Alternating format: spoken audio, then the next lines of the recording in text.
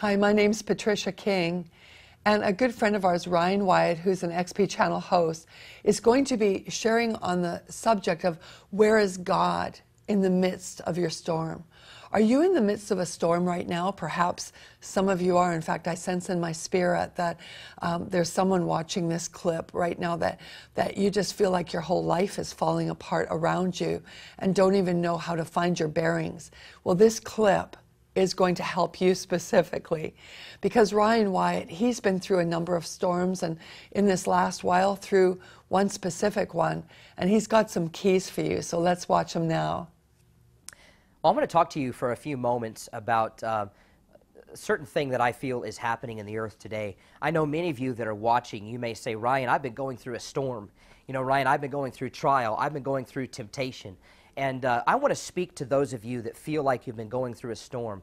And I want to begin to give you a little bit of revelation about what God is doing in the earth right now concerning you and concerning the nations. You know, you need to know that God is raising up an army that will be able to live in the midst of great darkness covering the earth, yet still be able to thrive, still be able to flourish, still be able to advance. And many of you that are going through a storm, there's a reason for that. And let me give you an example. You know, they used to build these plant these trees in what they would call biospheres. And they began to realize that these trees were growing up to a certain height, and then they began to fall over.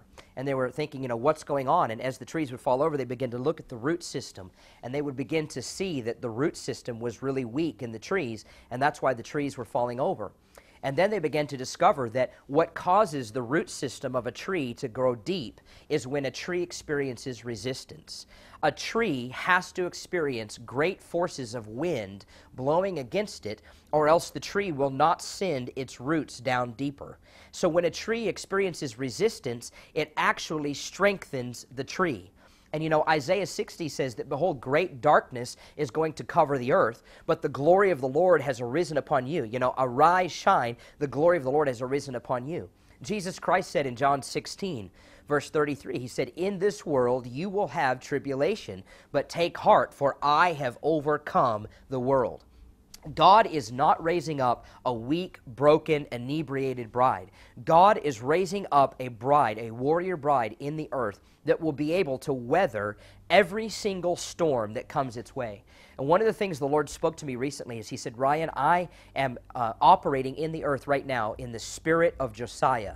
And I said, Lord, what do you mean by the spirit of Josiah? And I began to study it out. And Josiah was a king. And one of the things he began to do is he began to tear down all the Asherah poles. He began to tear down all the prophets of Baal. He began to find out what the enemy was doing, and he began to tear down, violently tear down all those things. And during that time, Jeremiah was in operation, the prophet, and the prophecy over his life in Jeremiah 1 was along the same lines. It said, God said, you know, Jeremiah, I am raising you up to tear down, to destroy, to uproot, but also to build and plant. And so in the earth right now, we're seeing two things going on. We're seeing the spirit of Josiah, where God is coming through the earth and he's tearing things down. He's tearing down whole economic systems. He's tearing down whole political systems. He's tearing down whole governmental structures and all sorts of things, because God wants to raise up something new. He's uprooting things. But he's also doing that kind of thing in you.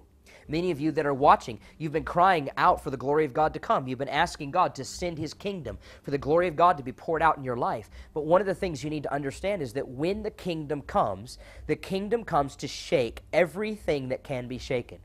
I can't tell you how many people I talk to as I travel the world, and at our base at home in Knoxville, Tennessee, many people say, you know, Ryan, I cried out for the glory of God to come, and then all of a sudden it feels like all hell's breaking loose in my life. It feels like everything's just falling apart, and they say, you know, what's going on? And I begin to tell them that God is doing what's necessary in your life in order to be able to answer your prayer and build you into a person that can carry more of a fullness of his glory.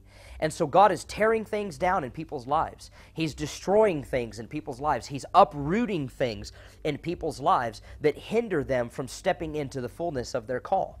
The other thing that God is doing, and Josiah did this as well, is Josiah sent his men to go into the torn down tabernacle, and And the men found a book, and it was the book of Moses and all the things that God had instituted with the nation of Israel.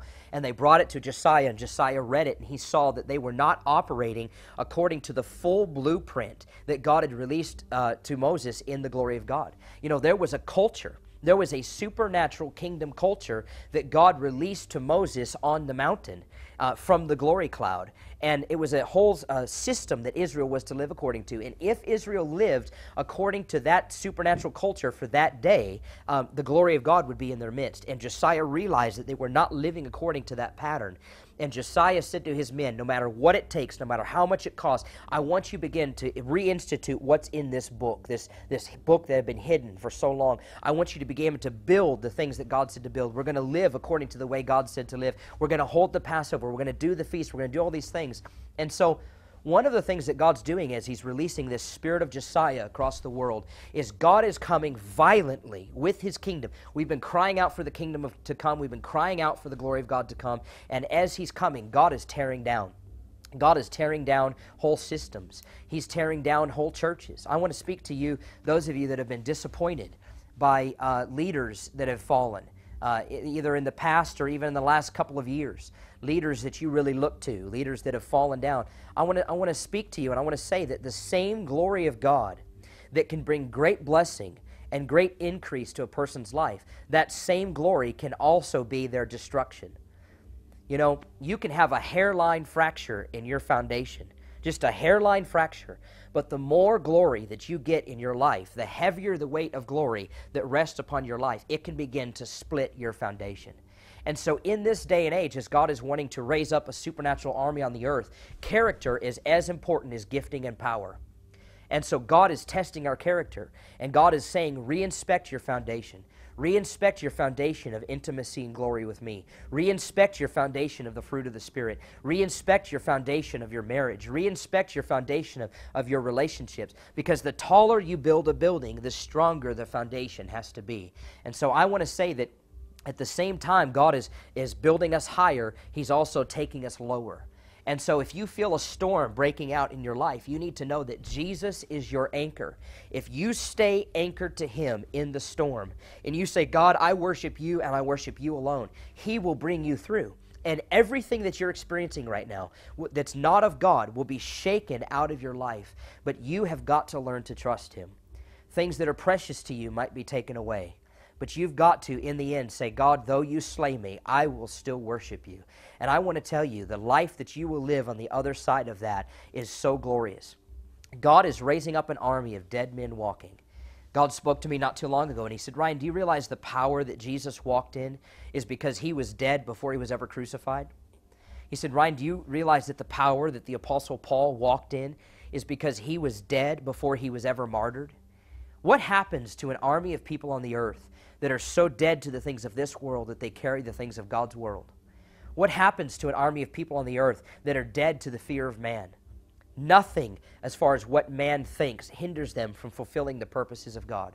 God is raising up a people that are so fascinated by Him. In the midst of the storm and the shakings that are going on, they've become so fascinated by Him. They've become so enthralled, so amazed, so fallen so in love with Him that nothing of this earth holds them down. And that is an army of people that is unstoppable. And I believe those of you that are watching this today, you're part of that army.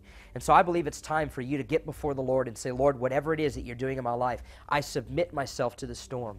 I submit myself to what it is that you're doing. And I ask you to root out of me. I ask you to uproot. I ask you to tear down. I ask you to destroy. But I also ask you, God, to build and to plant and let only what is of your kingdom remain in my life. Jesus will bring you through. He is the great overcomer, and you are an overcomer as well. Keep at it and stay abiding in the glory of God. Amen.